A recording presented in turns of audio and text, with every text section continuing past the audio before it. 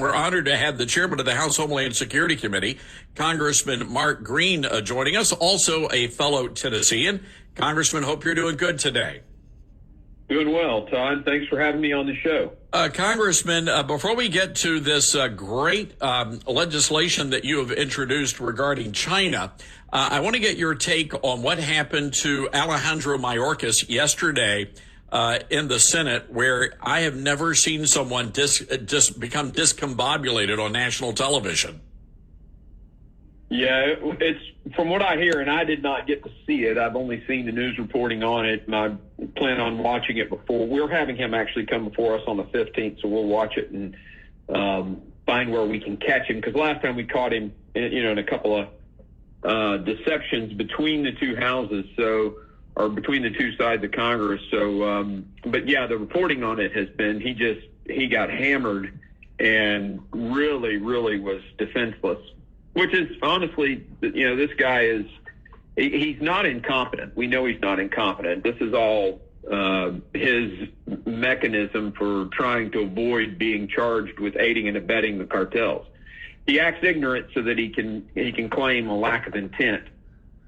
I mean, millions of people coming across the border. Now you've got the FBI director testifying yesterday that there is a clear and present terrorism danger on American soil. You've got the White House saying the same. And I'm just wondering, and I think a lot of other people are wondering, why haven't we just gone ahead and literally shut down the border until we can get a good idea of what has come across that border?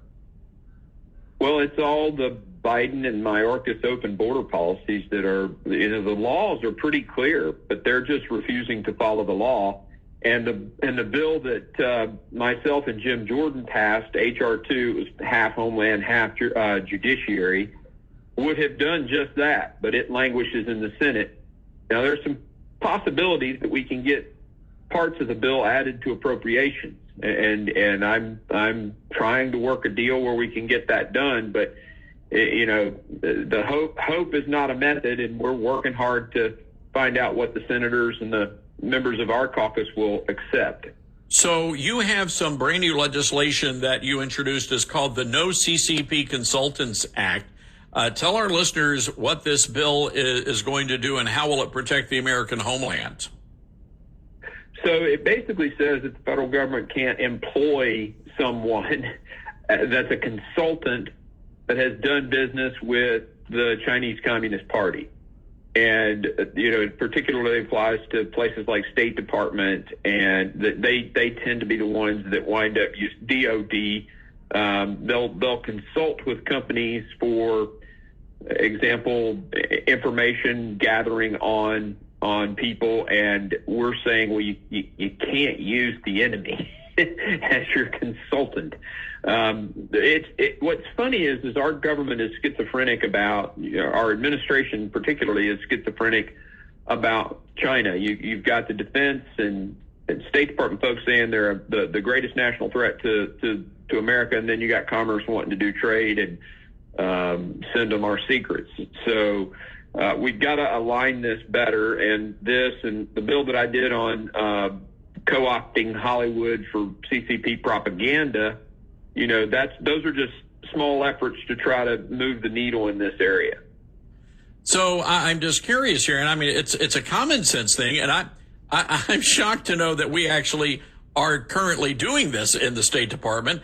But based on the reporting coming out from your colleague, Congressman James Comer, I'm wondering if we need to include the White House on this list as well.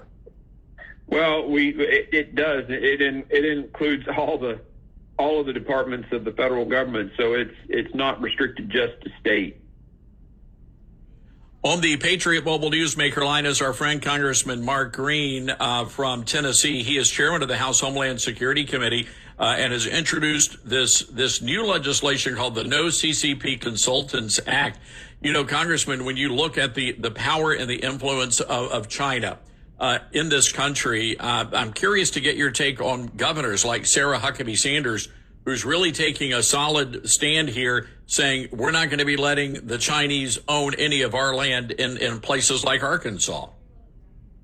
Well, other states have done it too. I know in Florida, they basically passed a law that said they named 4 countries. I believe it was, China was certainly one, Russia, Nicaragua, and I believe Cuba, maybe Venezuela too. But those, if you have citizenship in those countries, you can't own any property next to an infrastructure of any kind. And of course, what's interesting about that is coastal waterways are considered an infrastructure in Florida. So all these rich Russian oligarchs with, $30 million homes on waterways will suddenly be on the market. I think the deadline, they have to be out of their properties by June of this year, or next year. So about that time, if you're looking for a place in Florida, they'll probably be very, a little cheaper. The supply will certainly go up, but those kinds of laws are necessary. States, what we don't want to do at the federal level is tell the states, what to do with regard to their properties. We don't want to tell them how to zone. I'm a federalist. I believe in states' rights. So the governors and the legislatures of the states have got to take the initiative and get this done. I'm curious. I want to switch gears real quick. You spent a good many years in the military. You're a major before you retired. This funding for Israel, you've got $14.3 billion, and I thought it was a brilliant move by the Speaker of the House to pay for that by cutting IRS funding. But now apparently there's blowback even from some Republican senators. This is insanity. I think this is a pretty common sense, balanced approach to providing aid to our great ally, Israel. Well, we have to pay for it somewhere. We're broke. The country is broke, right? And the Inflation Reduction Act spent, I think it was close to $1.7 trillion of additional money contributed to this massive inflation that we're having in the country. And part of it was a huge plus up to the IRS. And they did that to help pay for, because they assume that they will find tax cheats and bring more revenue into the government. What it does, though, these guys that have never run a business before don't realize that what all those added IRS people and it just adds a cost to doing business for all these audits, for even people that aren't doing, and it assumes guilt instead of assuming innocence.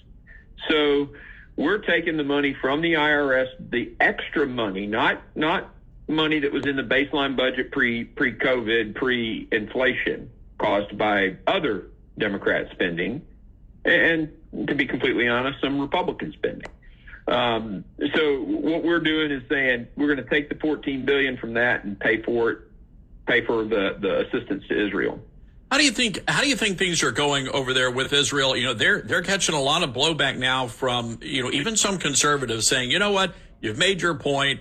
Let's ease up. Let's look at a ceasefire. Israel says we're not stopping until Hamas is annihilated. What kind of military guidance, if asked, would you give the Israelis? Well, I don't see the complete situation on the ground in order to give actual tactical level or operational level guidance. I can say this: I agree with their strategy, which is the annihilation. Annihilation is a strategy. Attrition is a strategy. And so I believe that annihilation of Hamas is the right strategy. It will not end until they are destroyed. It's just like with ISIS. We went in to destroy ISIS when President Trump got in office.